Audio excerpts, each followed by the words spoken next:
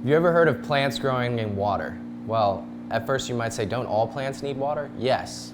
But there's a difference between this, a plant growing in dirt, and hydroponics. Follow me inside and we'll check this out. With traditional gardening, most of the time, people will direct seed into their garden beds. Obviously, some do transplant, but for the most part, I think you see, especially your home gardens, direct seeding, where you just go out in the garden and plant all your seeds in a row and wait for them to start coming up and water them as needed.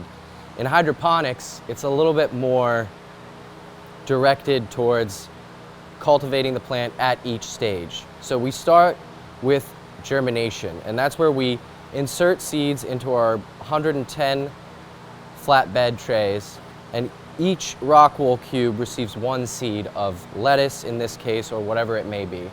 And then this tray goes into what we call a germination chamber, which is very high humidity and constantly 75 degrees, and it'll stay in there for 2 to 3 days, depending on what you're growing. Some of them even up to 7 days. But for the most part, especially with leafy greens, it'll be about 2 days. And then we remove it from the tray and put it under high intensity lights, UV/LED lights. And that tray will receive 14 hours of sunlight every day for 18 days. And during that process, the little seed goes from a tiny seedling to a little transplantable head of lettuce. Now this almost looks like a weed, but given enough time, eventually it's ready for harvest. The most labor-intensive part of the whole process is transplanting, in my opinion. Some people say that seeding's a little more complex, but it's really just labor-intensive. So when we go to transplant, we'll take our rock wool, we'll separate the cubes, sometimes using scissors to cut down the line, depending on how close together the crops are. And then we transplant it into our little baskets and place it into our gutters, which I just realized we cleaned all of these yesterday, so I can flip this around. We place it right in here like so. With our nutrient solution flowing through, that plant will be ready for harvest in no time at all. One of the most important parts of this whole growing process is the propagation. That's when the little seeds pop up and then they grow for 2 weeks, really establishing a strong root system. And roots is everything in hydroponics, because if you don't have a good root system, those plants are not going to be able to absorb nutrients and water. So step on in here and I'll show you our little propagation chamber where we grow all our transplants for the farm. So this is a butterhead lettuce, which just finished its germination phase. We planted it on Saturday, and today it begins the propagation 18-day window. So right after Easter, we'll be moving these guys out there and into the NFT channels. So as you can see, the rock wool cubes occupy only 2 shelves in here. So a lot of the other greenhouse's crops have been started in here because we just now hit 12 hours of sunlight. So if you plant anything with less than 12 hours of sunlight a day, you're not going to get anything out of it. Or if you do, it's going to be very, very slow. So we start all of our crops in here regardless of which greenhouse they're going to, because this little environment maintains 13 hours of sunlight a day for the seedlings. We keep it at 75 degrees. There's even a dehumidifier going and constant airflow through little computer fans, which is fascinating. But these plants are all in the perfect little incubation period so that by the time we move them out into the big greenhouses, they're ready to go and strong enough to take on the elements.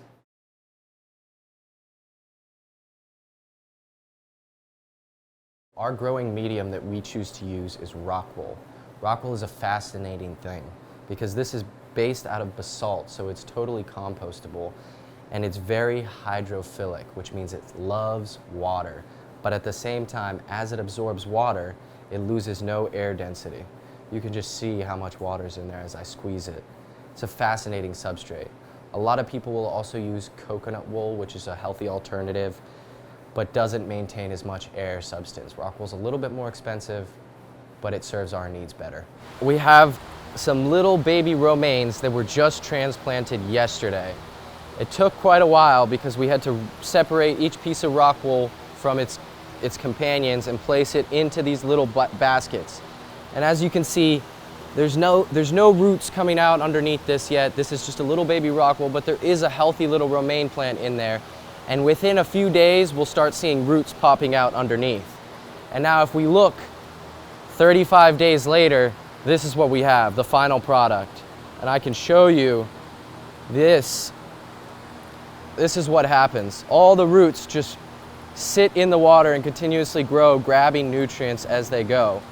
And in the end, when we're ready to harvest this and put it in our store, just a simple rip off of the roots, remove it from the basket, and this is what you get at your table. Talk about farm to table. That's about as good as it gets, in my opinion. All right, here we have our baby romaines. These crops are about 2 weeks old. If we go down just a few tables, you can't even see the crops popping up yet. But in 2 weeks, they'll look just like this. It's fascinating how fast and consistent the growth rate is in hydroponics. A lot of people are moving towards hydroponics because of its efficiency. Speaking of efficiency, one of the fun facts of hydroponics is the conservation of water. So as I mentioned, we have our 1,000-gallon reservoir, which is constantly reusing the same water. If this were a traditional garden bed, we would lose a lot of the water just to soil runoff, and the plants wouldn't be able to grab it in time. Well, here that water passes back through the reservoir, making sure that the electrical conductivity and pH are good for the plants to absorb the nutrients, and then gets recycled back up into these NFT channels or rain gutters, and the plants have a second go around at that same water, and even a third and a fourth. So the efficiency in hydroponics makes it very sustainable. And in fact, let me show you our system and where the nutrients are recircled. So here we have a fully automated system. I'm standing on 1,000 gallons of water and nutrient mixture. This is a 200-gallon or 200 to 1 ratio 50-gallon stock tank.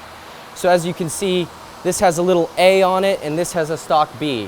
What we do is we add 50% of this plus 50% of this in order to make our nutrient solution 100% ready for the plants.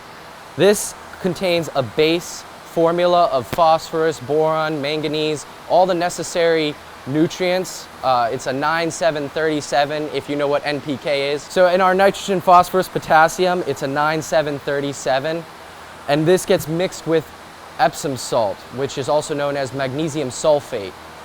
And a 50% ratio of this plus a 50% contribution of our calcium nitrate brings 100% perfection for our plants.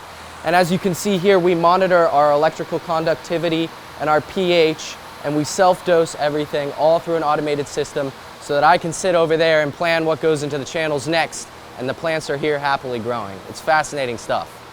All right, so here I'm standing next to our deep water culture. This system was just filled last week.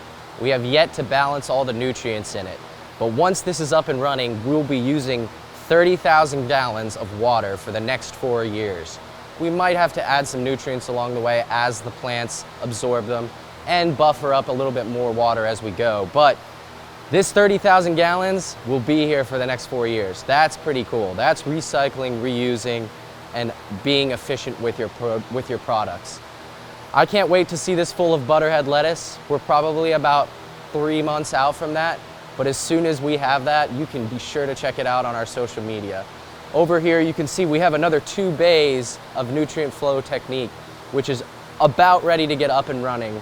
You know, in the agriculture world, it's very crucial to balance your production with your buyers. So we're right at that teetering stage from having this greenhouse full of greens to actually being done building everything. So I hope you enjoy the content and check out our Instagram and Facebook along the way.